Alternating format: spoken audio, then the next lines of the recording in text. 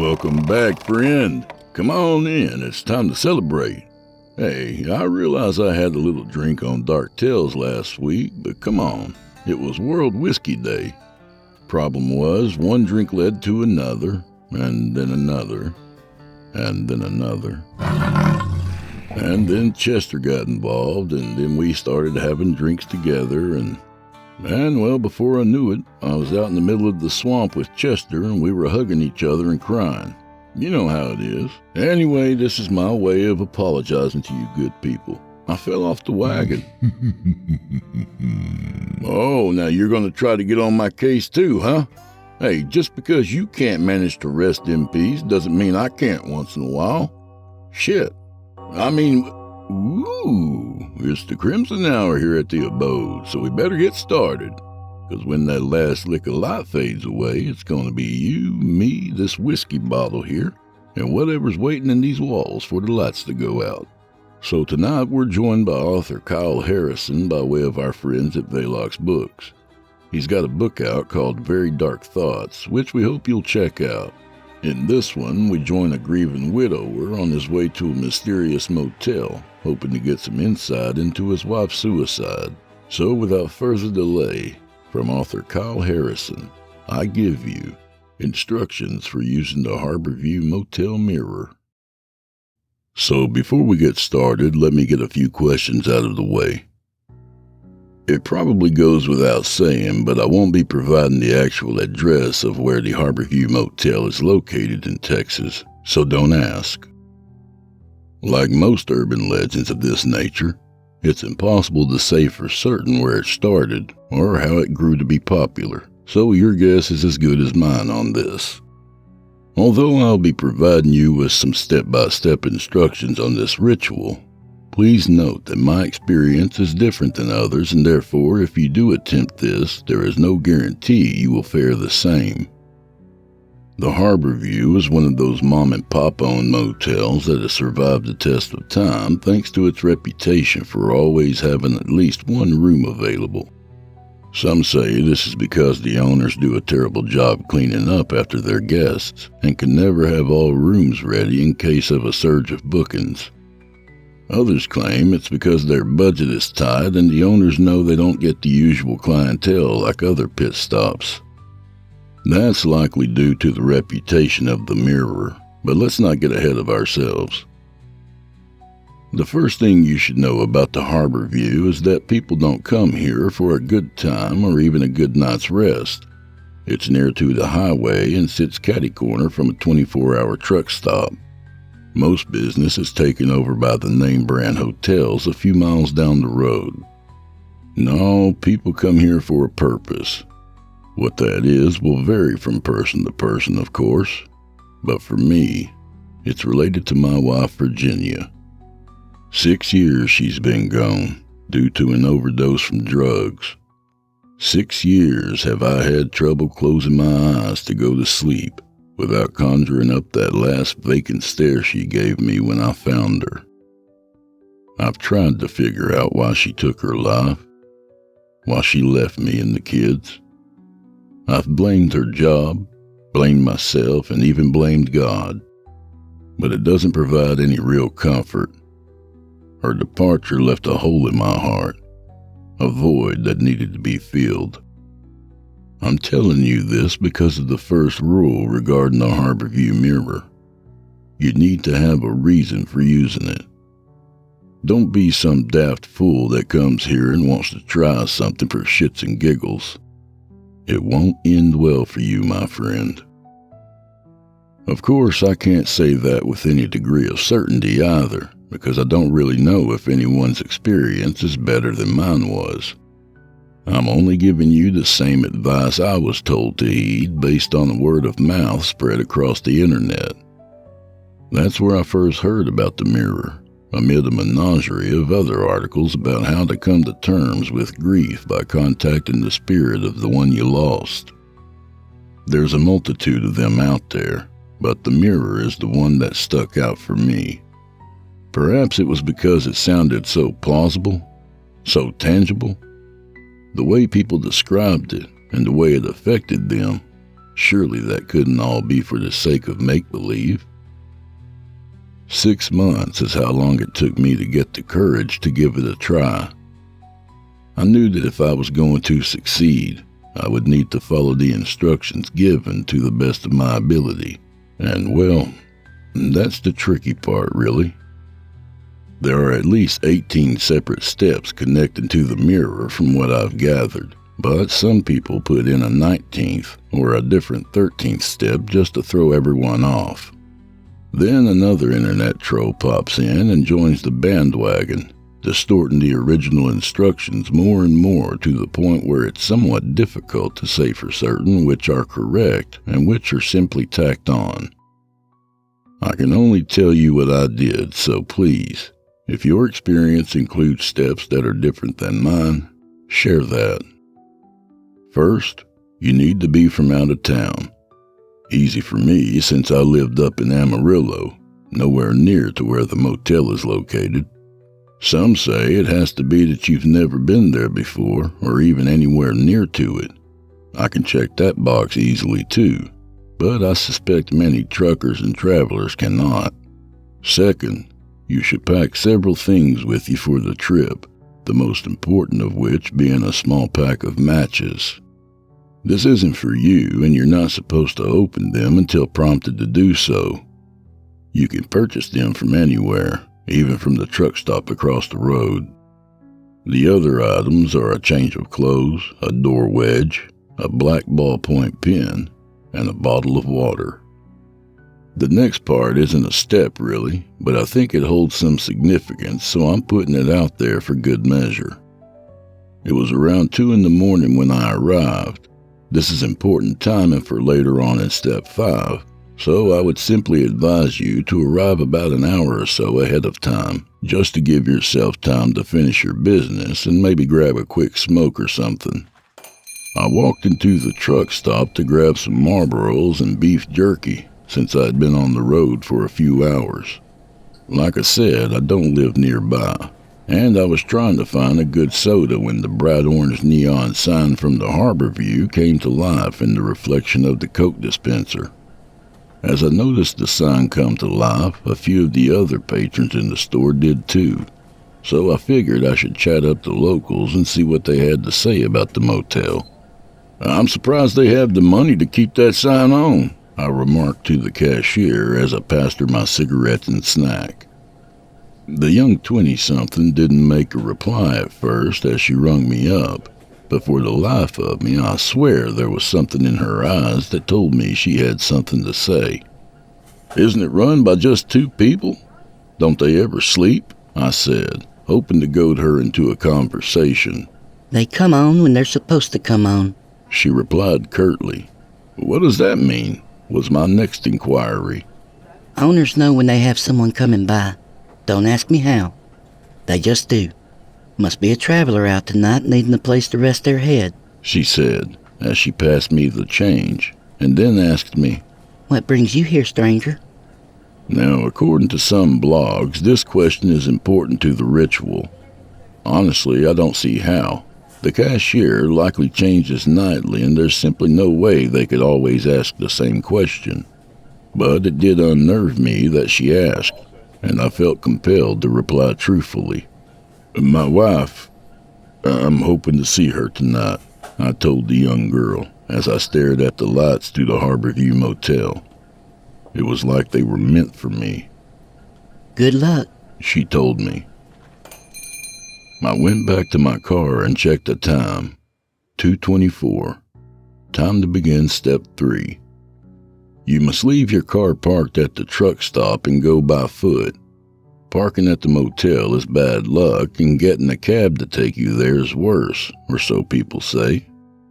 There's an overhead walkway that links the truck stop to the motel, and the next step says you can use it to go to the Harborview or to return, but never both ways. It's up to you to decide. Even at this time of night, I didn't want to risk walking the 6-lane traffic, so I made for the overhead. Once you're in front of the Harborview, it's time to wait. You should be there no later than 2:45 and no earlier than 2:40.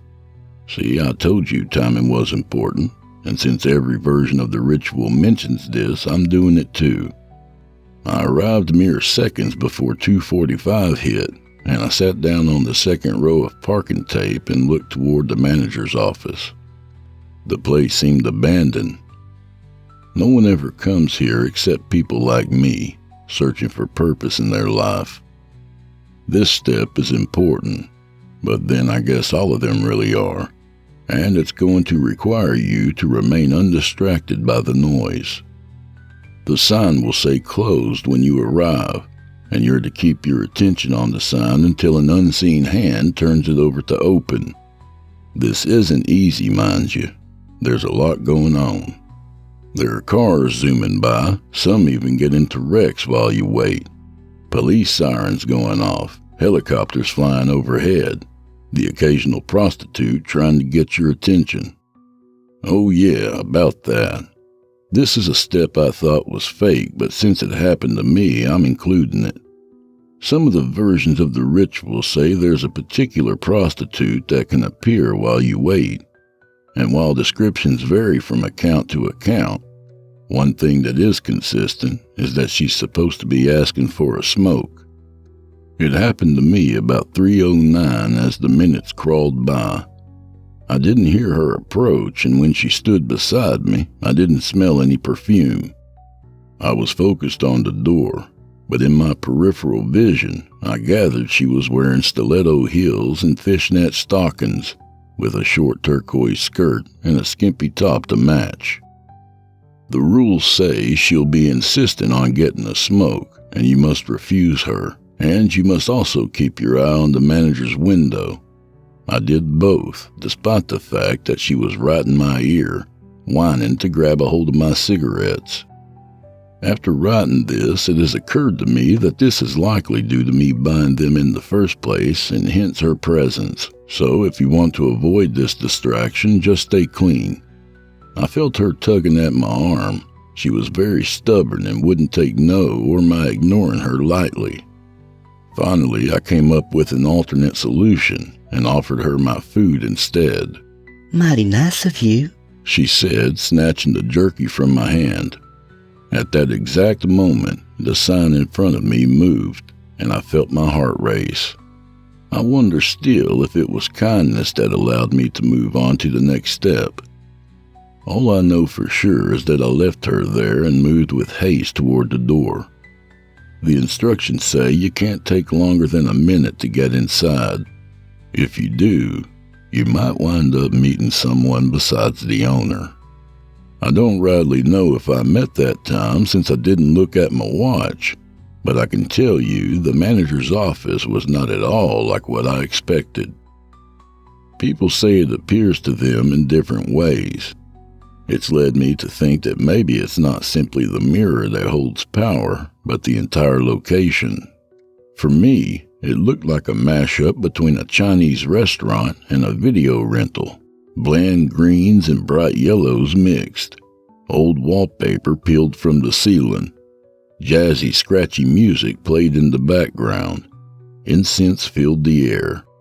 I couldn't really see the owner in the dim light behind the counter as he was busy grabbing something from under the desk, but he appeared to be short and stocky and of Asian descent.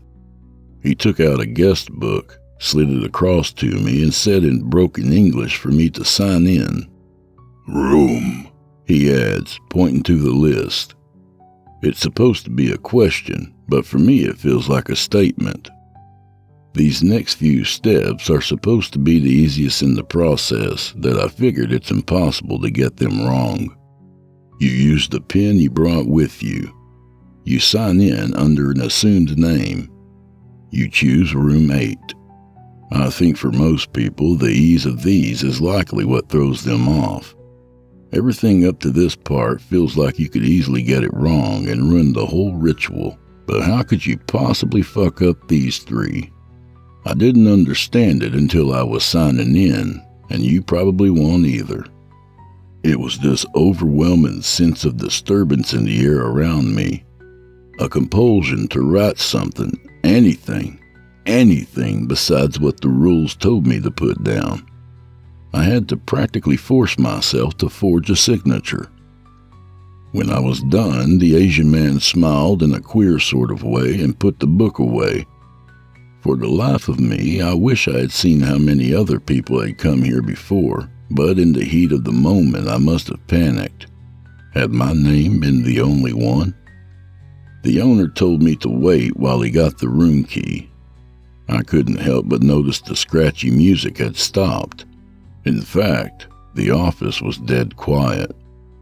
He returned a minute later with a large gold key tied to an even larger rusty copper plate that had an 8 scrawled on it with permanent marker. It actually looked like a little infinity symbol, although I don't know why that correlation came into my mind. The next step is supposedly optional. Like I said, some instructions don't include it, but others say you can tip him. Now, the rules do say you aren't supposed to bring any more than $44 to pay for the room, and that you must insist on paying that amount, but the rest is up to you. I brought along about $100 for gas, food, and possibly HBO if it turned out the whole ritual was a dud, and this was all a stunt to boost their business. So I gave him a $10 tip. Per the script, the owner refused and I insisted. Then I grabbed my key and made toward room 8. It should be after 3:30 by the time you get there. Some people call this the witching hour, and as I walked toward the room, it certainly felt like it. Where once there was noise and distraction from the highway, now everything seemed quiet. Now would have been as good a time as any to say fuck it and go home. My purpose for coming told me I couldn't though. So I used the key on the door and heard the lock grind as it unlatched from the hinges. Room 8 looks like someone threw up in it everywhere. You don't come for the scenery. You don't come for the scenery. It has gray carpet with dark stains on it that some people claim are blood, and 2 twin-size beds, both of which are made with a peppermint on the pillow. The instructions say you are to choose the bed on the left, and that's what I did. I sat down and looked at the bed opposite of me, my heart pounding as I realized I was actually going to go through with this. The door was still open. The rules don't specify whether you need to close it, just that you use the door wedge. But something about staring out into the world felt wrong. This place is separate from where I came, and I shouldn't let it interfere, I thought. So I closed it, placed the door wedge down, and went over to the bed again, taking a few short breaths. I told myself I was ready. People always do. I don't think anyone ever really is. Then I went to the bathroom and turned on the light. The mirror was waiting. Now, from an outsider's perspective, the mirror inside room 8 looks no different than any other mirror a grimy, dingy motel would have. It takes up the whole wall. It's got a few fingerprints and dust on it, and even a crack along the top like one sharp hit could shatter the whole thing. I wondered how many people might actually come here for just a normal visit, stare into this mirror and go about their business without a care. It seemed unlikely, because despite the fact that the mirror itself was ordinary, I felt an unease about it. Something felt off. Don't ask me what. Maybe it was because I envisioned that the fingerprints were likely from the last person who came to perform the ritual. After all, the next step did say you were to sit in the chair in front of the glass and place your right palm against it. According to the instructions, you must do so within 2 minutes of the first time you enter the room. So don't go in to potty or whatever. Go in to get this whole thing started. I sat and pressed my palm on the surface, feeling its cold resonate on my skin. You are to hold your hand there for another minute, and while doing so, you should look toward the right-hand side of the reflection. Wait until you see the flicker of a candle. I must admit, I don't recall if there was a candle when I entered the bathroom. I was too focused on the mirror. I'm sure most people say the same. It's all-encompassing, unyielding, demanding of your attention. But after a few short breathless minutes, I finally saw the candle ignited, and I abruptly seized my hand away from the mirror.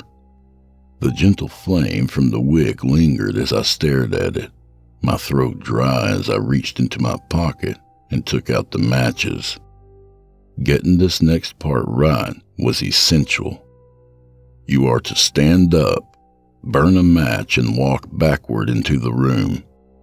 Keep your eyes on the flame and not on the mirror. My hands were sweaty when I struck the match against the box. It only took one try. I got up from the chair and immediately started walking backwards. I didn't want to get anything wrong, so I was slow with my gait. I could see my reflection doing the same out of the corner of my eye. But again, that dreadful, peculiar feeling lurched into my body. Why did it seem like the reflection was moving faster and I wasn't? I stopped right in front of the bed opposite of mine. Then the match went out. At the same time, the candle did too. I stood there, looking toward the dark bathroom where my reflection had disappeared from sight, and tried my best not to shake. Everything had gone exactly according to plan so far. I knew I was to strip from my clothes and to change into the ones I brought with me. Some speculators say that this is so the spirit you meet is fooled and doesn't haunt you from beyond the room. Others claim it is because you're trying to appear differently than the way you came, so as to symbolize some sort of transformation you are trying to make.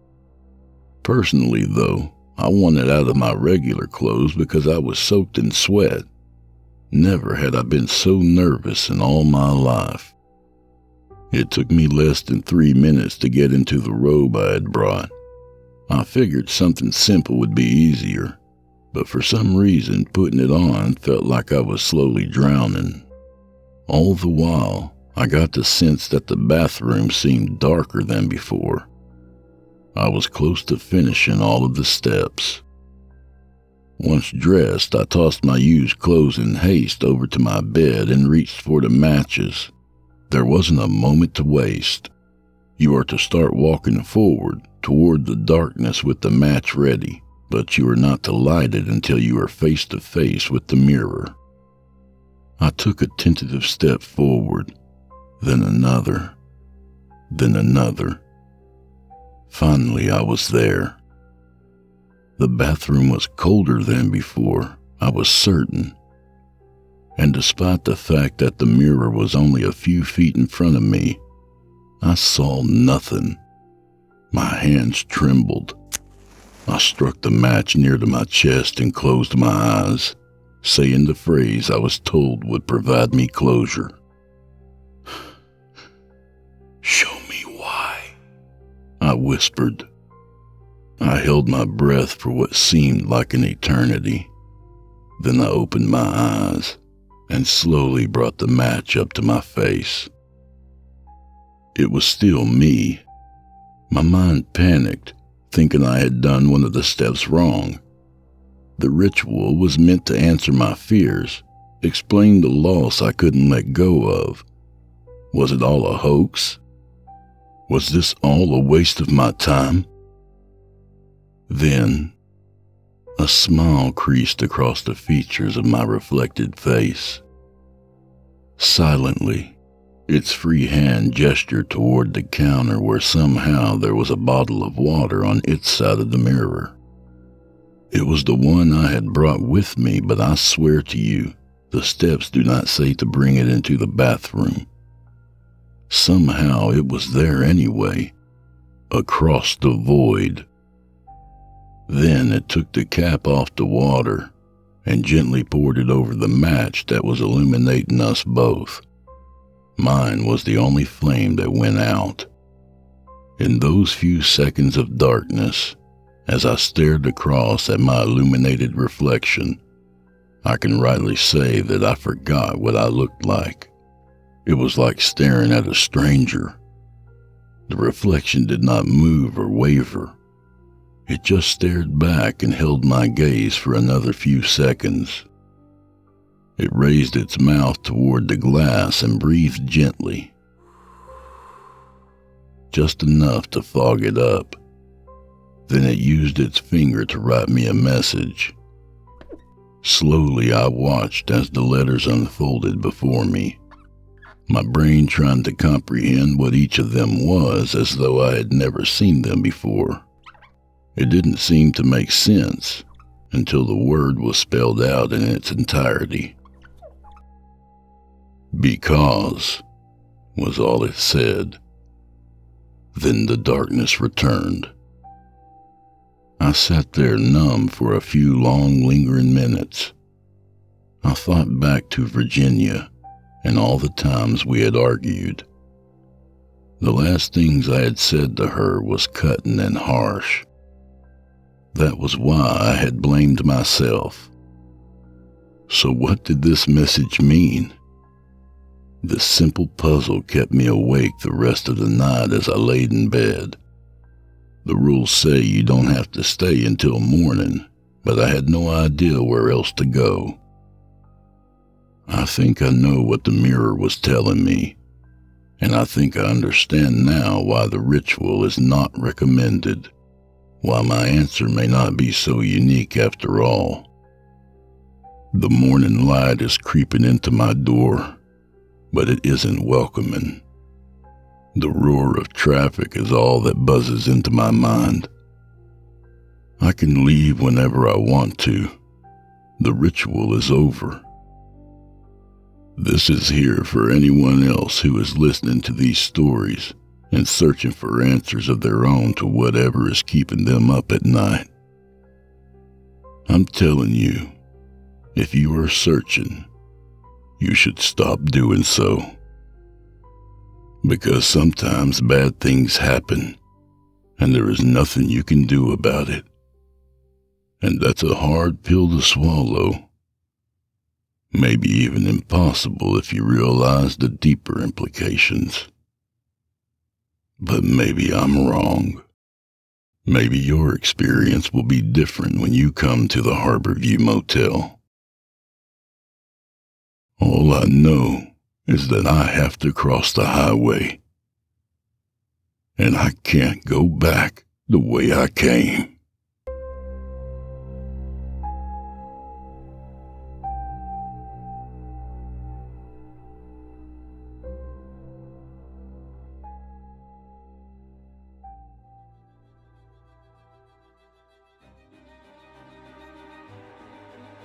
And that was Instructions for Using the Harborview Motel Mirror by author Kyle Harrison. A good reminder not to look too hard for answers when there might not be any. A little about the author. Kyle Harrison is a prolific horror author with over 600 short stories under his belt, including 5 that were contest winners and runners-up, including the viral sensation, The 24-Hour Game. Harrison's work has been published in over 20 anthologies and helped indie publishers to get their books out on the market. In his spare time, when he's not scaring people to death, he works in the transportation department at a Texas school. Giggity. Hey, thanks, Kyle. The Crimson Hour is a production of the Sinister Somnolence Network. All narration and audio production by yours truly. Co-produced by Geoff Sturtevant. You can follow me on Facebook for news and upcoming releases on both this show and Drew Blood's Dark Tales, my Friday night show on Chillin' Tales for Dark Nights. I hope to see you there too.